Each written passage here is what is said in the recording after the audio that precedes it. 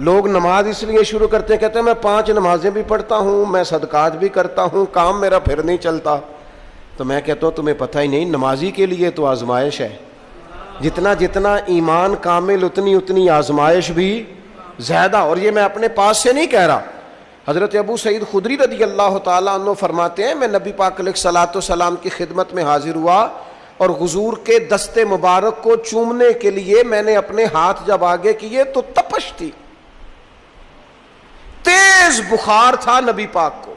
تو حضرت ابو سعید خدری رضی اللہ تعالیٰ عنہ ارشاد فرماتے ہیں کہ میں نے، یہ سنن ابن ماجہ میں موجود ہے، فرماتے میں نے عرض کیا یا رسول اللہ صلی اللہ علیہ وسلم اتنا تیز بخار؟ حضور فرمانے لگے ہم پر جو آزمائشیں آتی ہیں نا انبیاء پر، وہ عام لوگوں سے دگنا آتی ہیں. یہ تو لاڈلے ہیں، یہ تو محبوب ہیں اللہ کے. فرمایا عام لوگوں سے دگنی آزمائش آتی ہے، لیکن فرمایا ہمارا رب بڑا کریم ہے، ہمیں اجر بھی ڈبل ہی عطا کرتا ہے، ہمیں اجر بھی ڈبل ہی عطا کرتا ہے. تو حضرت ابو سعید خدری کہتے ہیں موقع اچھا تھا، میں نے ایک سوال بھی کر دیا. میں نے کہا یا رسول اللہ صلی اللہ علیہ وسلم بتائیے نا بھلا دنیا میں زیادہ آزمائشیں کن کو آتی ہیں؟ تو حضور فرمانے لگے سب سے زیادہ آزمائشیں اللہ کے انبیاء کو آتی ہیں، نبیوں کو آتی ہیں. حضور اس کے بعد فرمایا اس کے بعد جو ان کے زیادہ قریب ہوتا ہے اسے آتی ہیں.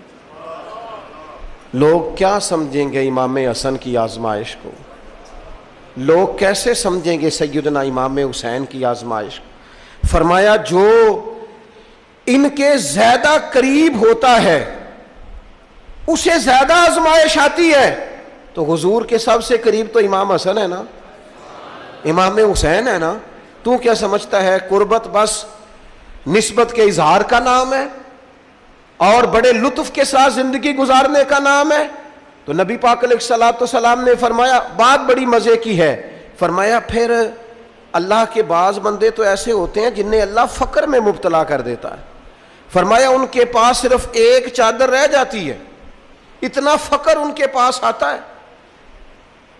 لیکن جو حدیث کے آخری لفظ ہیں نا وہ وجد والے ہیں، وہ وجد والے ہیں، وہ سرور والے ہیں. ہمارا یہ مزاج ہوتا ہے کہ میٹھا میٹھا کھا جاؤ اور ذرا کڑوا آ جائے تو سویرے بھی رو شام بھی رو، حال ہی کوئی نہیں، غریبی بڑی، پریشانی بڑی، حضرت صاحب گھر سے بیماری جاتی نہیں. اور جناب کیا بتائیں، بعض لوگ تو ایسے ہیں جن کی بات سن کے لگتا ہے زندگی میں کبھی سوئے ہی نہیں، اتنے بڑے بڑے دکھ سناتے ہیں. او خدا کی رحمت کا بھی تو ذکر کرنا، خدا نے جو تیرے اوپر انعامات کیے ان کا بھی تو ذکر کرنا، ان کا تذکرہ ہی نہیں کر رہا میرا بھائی. نبی پاک علیہ السلام نے فرمایا ان لوگوں پر دکھ آتے ہیں پر قربان ہونے کو جی چاہتا ہے ان لفظوں پر. حضور فرمانے لگے وہ رب کی طرف سے آنے والے دکھ پر بھی اس طرح راضی ہوتے ہیں جس طرح تم میں سے کوئی راحت ملنے پر راضی ہوتا ہے. سکون والی چیز ملنے پر جس طرح تم راضی ہوتے ہو اس طرح وہ دکھوں پر بھی راضی ہوتے ہیں. دکھ قبول محمد بخشا، دکھ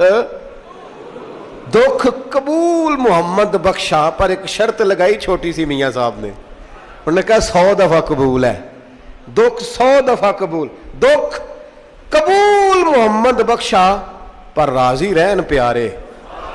یہ شرط یہ ہے کہ تو راضی رہ، تو راضی رہ. دکھ قبول محمد بخشا، راضی رہن پیارے. اور حضرت سلطان صاحب کہنے لگے اساں کیتی ہے جان حوالے رب دے، ایسا عشق کمایا ہے اسی مرن تو پہلو ہی مر گیا، باہو تا مطلب نو پایا ہے.